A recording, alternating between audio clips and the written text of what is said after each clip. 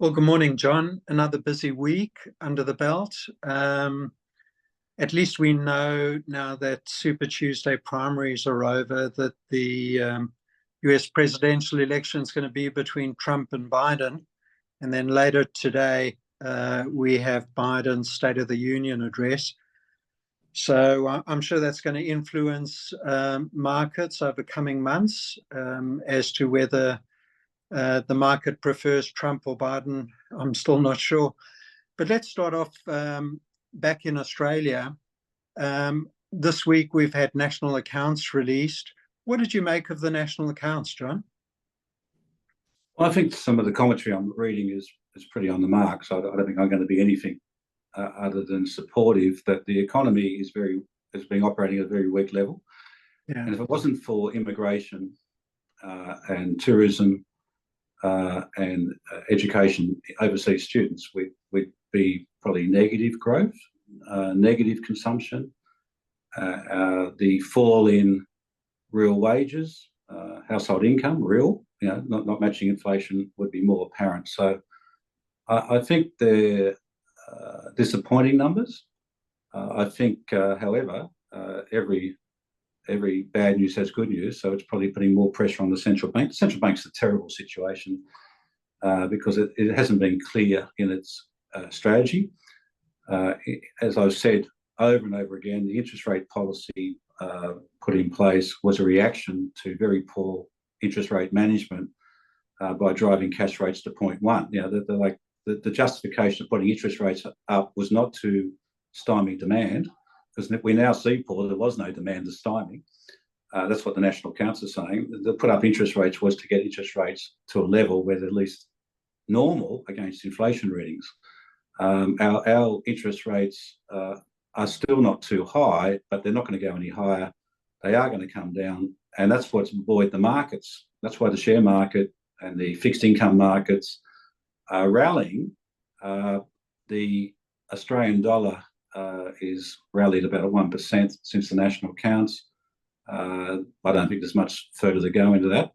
It's quite amazing. Bad news is good news for the Australian dollar, quite bizarrely, but I wouldn't take much notice of that. But I think the stock market's telling you that we're going through a trough and we're going to come out the other side quite strongly in 2025. And we know there's two things going to happen, Paul. There's going to be the tax cuts from July 1, and I'm quite sure the Treasurer in this May budget is going to come out with some goodies and stimulation. We saw that package yesterday announced at the National Press Club for superannuation contribution to people who are on maternity leave. Don't think it's going to rock the boat much, because the benefits of that are probably 30, 40 years away when you think about it, but that's okay. But I think we're going to see a lot more positive fiscal stimulation to the economy coming up. Yeah. So in the last quarter, we only had growth of 0.2, and every quarter through 2023, there was a declining rate of growth. And in fact, on a per capita basis, we're in recession, we're negative. Fortunately, we've had so many people coming into the country that it's buoyed the numbers. So that equates to about 1.5% growth over the last year. Do you think that we'll avoid recession, or do you think we're at the trough now and should perhaps accelerate into the second half?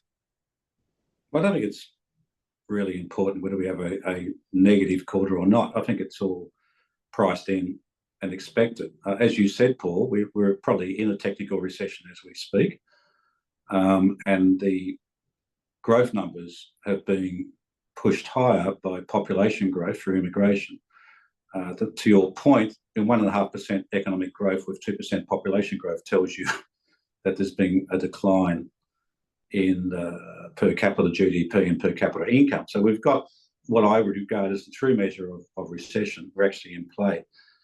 But recessions are followed by recoveries, and stock markets and risk assets are bought preempting recovery, and that's why the market's recovering. So to your question, I'm not concerned about if we had another weak March quarter. I think the outlook remains strong, and we will get fiscal stimulation. And I just make the point, it's becoming clearer and clearer that we're going to have a surplus for FY24 of close to 1% of GDP, if not higher. The government has held on to that surplus against the interests of the country. They will release that surplus. And if they are aggressive in the budget in May, which I think is my expectation, then don't be surprised if they call an election for 6 months after that. The benefits they will give out have to be in the memory of the electorate. So we are going into an election cycle from May onwards, and let's just see how they play their cards. I'm not making any political comment other than I think it's disappointing that Australia is now being run on an election cycle, not on an economic cycle. Yeah. And we should all be concerned about that. There is no reason for Australia to be in recession, technical or otherwise at present. We should be growing at least 1% stronger. The 1% which sits in the surplus of the Australian government should have been utilised for economic growth and should have been used to push down inflation. We're all being affected by that lack of initiative. Mm. And we've woken up today, John, to discover that S&P 500 at an all-time record high, the NASDAQ all-time record high, Japan, Germany, a few other countries as well, all at record highs, despite the fact that there's pretty weak economic growth in a lot of these countries. The US is an outlier where they keep on ratcheting up expectations of economic growth. And the other day I wrote a quick bite about US CEOs being very confident. We've just come through reporting season. It's been pretty good in Australia, pretty good in the US as well. Are you optimistic following the last reporting season that markets could carry on with it? Yeah, well, look, in the last few days and the next few weeks, Will Wriggle and I are doing presentations. So obviously I hope our clients come to those wherever possible. But the message is clear that from Will is that the results were better than market expectations, one. I'm seeing in client capital, I'm quite astounded by the level of dividends we've got.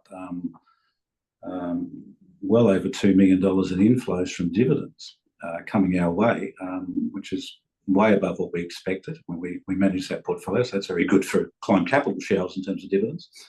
The reports, when we look at the segmentation, there were more outperformance by the smaller and emerging part of the Australian share market, so X the top 50, X the top 100. There was more outperformance in that area, which gives strong heartening to the performance of the broader market. So I think the Australian market, we are seeing a broad rally. America, we're seeing a rally in a very few number of stocks, but that's based on their size.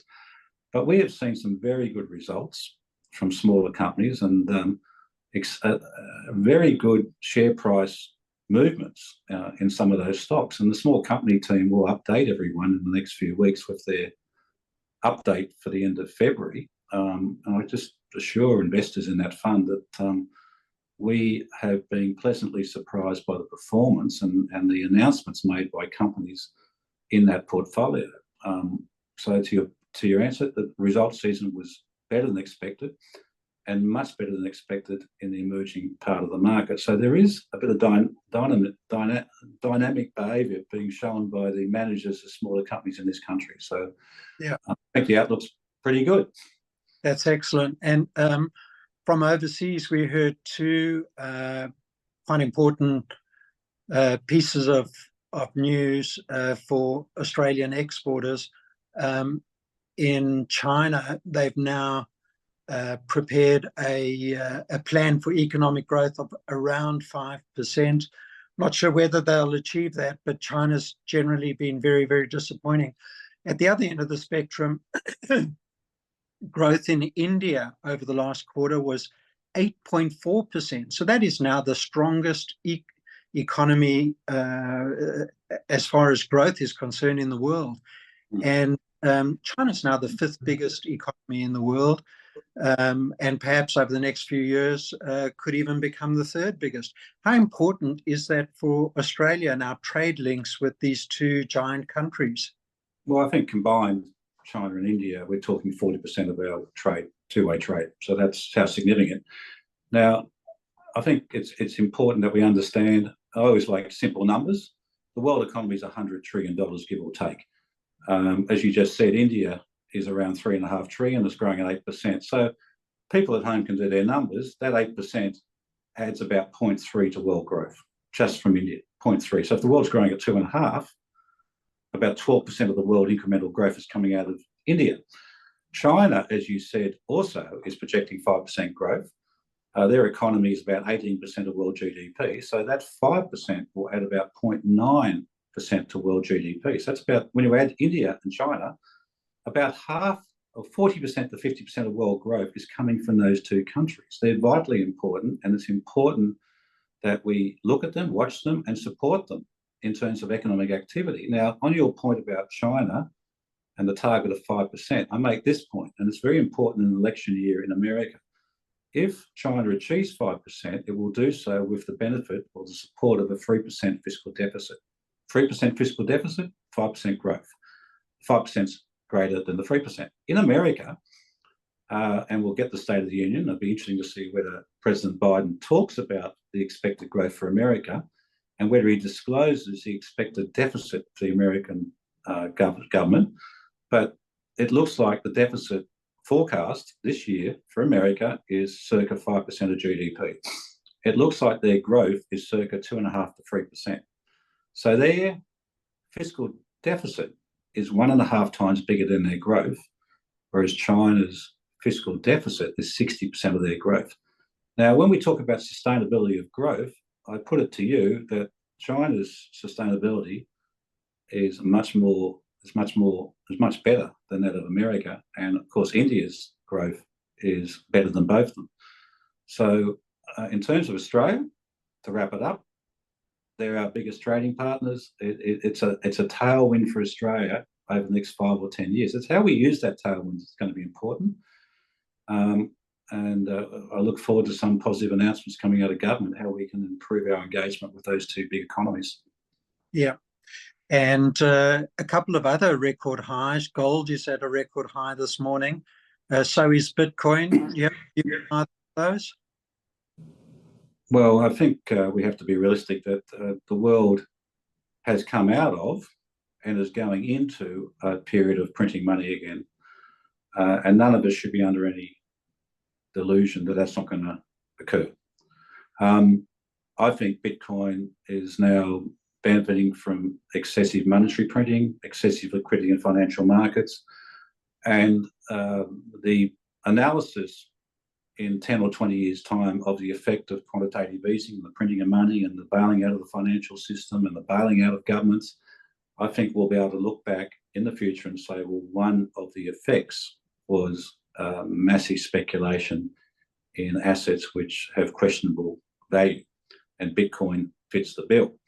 And Bitcoin now is encouraged to be a speculative asset by the formation of exchange-traded funds, which invest in Bitcoin. I mean, it is quite bizarre that the financial system of the world encourages speculation. Now, my final point is I would support that if that speculation is appropriately taxed. And if we are going to have exchange-traded funds on Bitcoins and the trading of an asset in the never-never, it's about time that governments around the world start putting transaction taxes on the movement of money from currency into Bitcoin. That would be and then start taxing that movement and stop taxing people going to work. You know, that would be, I think we can see some debates occurring. As for gold, gold's being dragged up by Bitcoin.